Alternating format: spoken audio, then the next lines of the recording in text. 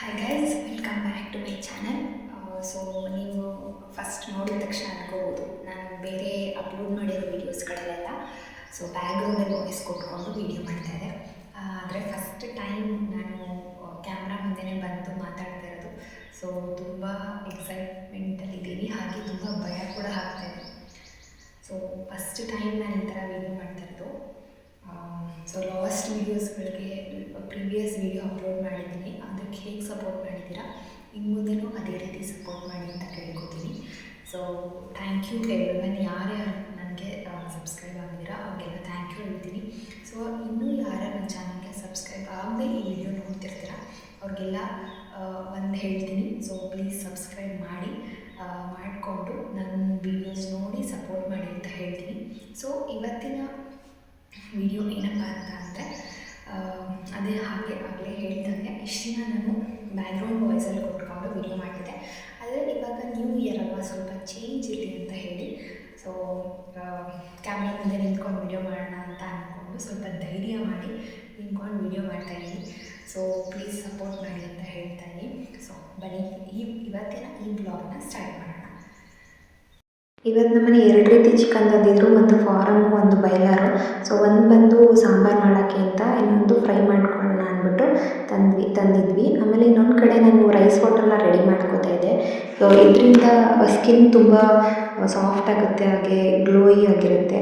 ಹಾಗೆ ಇದನ್ನು ಕೂಡ ಡ್ಯಾಂಡ್ರಫ್ ಇರೋರು ಕೂಡ ತುಂಬ ಯೂಸ್ ಮಾಡ್ಬೋದು, ಅದಕ್ಕೂ ಕೂಡ ಯೂಸ್ ಆಗುತ್ತೆ ಇದು. ಟ್ರೈ ಮಾಡಿ ನೋಡಿ, ಅಪ್ಲೈ ಮಾಡಿ ರೈಸ್ ವಾಟರ್ನ ಹೇರ್ಗೆ ಮತ್ತು ಮುಖಕ್ಕೆ. ಆಮೇಲೆ ಇಲ್ಲಿ ಚಿಕನ್ ಕೂಡ ರೆಡಿ ಆಗ್ತಾಯಿತ್ತು, ಚಿಕನ್ ಫ್ರೈ ರೆಡಿ ಮಾಡಿಬಿಟ್ಟಿದೆ ಫಸ್ಟೇ.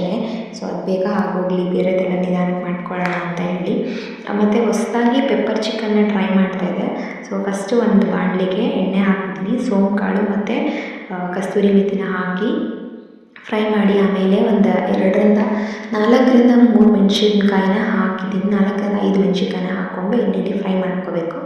ನೆಕ್ಸ್ಟ್ ನಾನು ಇದಕ್ಕೆ ಒಂದು ದಪ್ಪದಾಗಿರೋ ಈರುಳ್ಳಿನ ಈ ಥರ ಉದ್ದುದ್ದು ಕಟ್ ಮಾಡಿಕೊಂಡು ನೀಟಾಗಿ ಹಾಕಿದ್ದೀನಿ ಎಣ್ಣೆಗೆ ಹಾಕ್ಕೊಂಡು ಟ್ರಾನ್ಸ್ಪರೆಂಟ್ ಆಗೋವರೆಗೂ ಫ್ರೈ ಮಾಡ್ಕೋಬೇಕು.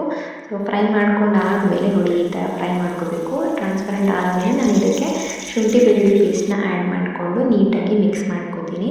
ಅದು ಹಸಿ ವಾಸನೆ ಹೋಗ್ಬೇಕಲ್ವ, ಹಾಗಾಗಿ ನೀಟಾಗಿ ಫ್ರೈ ಮಾಡ್ಕೊಳ್ಳಿ.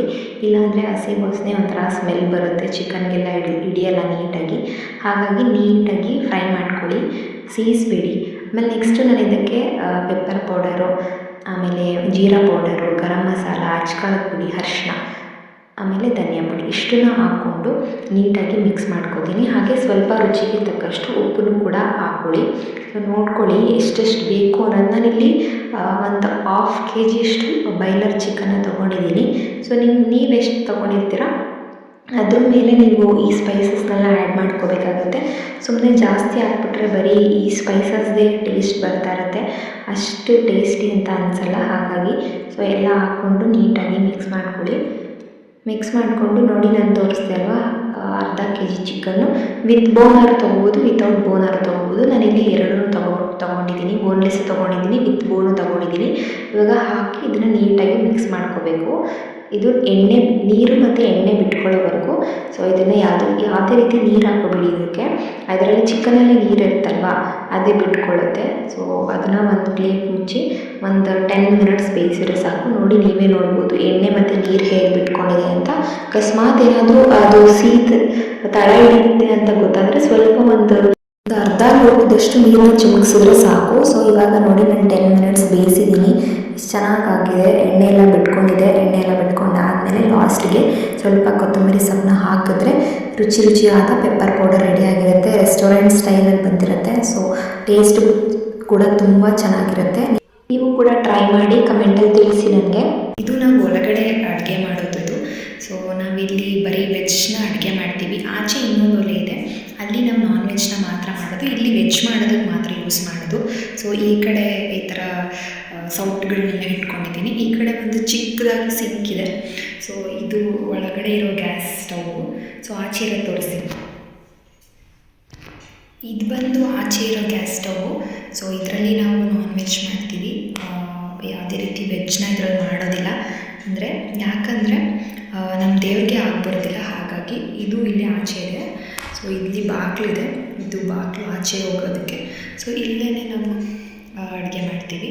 ಸೊ ಒಳಗಡೆಯಿಂದ ಏನೇನು ಬೇಕು ಅದನ್ನು ತೊಗೊಬಂದು ಇಲ್ಲೇ ಅಡುಗೆ ಮಾಡ್ತೀವಿ. ಕಾಳು ಹುರ್ಗಾಳು ಮಾಡ್ತಾರೆ, ನಿಮಗೆ ಗೊತ್ತಿರುತ್ತೆ ಆಲ್ಮೋಸ್ಟ್ ಎಲ್ಲರಿಗೂ ಅನ್ಕೋತೀನಿ.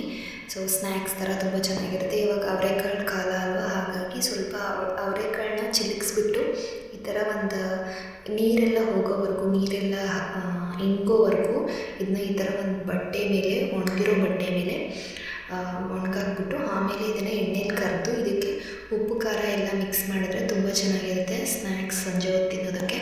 ಸೊ ಅದಕ್ಕೆ ಇವತ್ತು ಮಾಡೋಣ ಅಂದ್ಬಿಟ್ಟು ಎಣ್ಣೆಗೆ ಹಾಕೋಣ ಅಂದ್ಬಿಟ್ಟು ಇವತ್ತು ಒಂದು ಬಟ್ಟೆ ಮೇಲೆ ಒಣಗಾಕಿದ್ದೀನಿ. ಈ ವ್ಲಾಗ್ನ ಇಲ್ಲಿಗೆ ಎಂಡ್ ಮಾಡ್ತಾ ಇದ್ದೀನಿ. Thank you for watching. ಈ ನನ್ನ ವ್ಲಾಗ್ ನಿಮಗೆ ಇಷ್ಟ ಆಗಿದ್ರೆ ಪ್ಲೀಸ್ ಸಬ್ಸ್ಕ್ರೈಬ್ ಮಾಡಿ ಅಂತ ಹೇಳ್ತಾ ಇಲ್ಲಿಗೆ ಈ ವಿಡಿಯೋನ ಎಂಡ್ ಮಾಡ್ತಾ ಇದ್ದೀನಿ. Thank you for watching.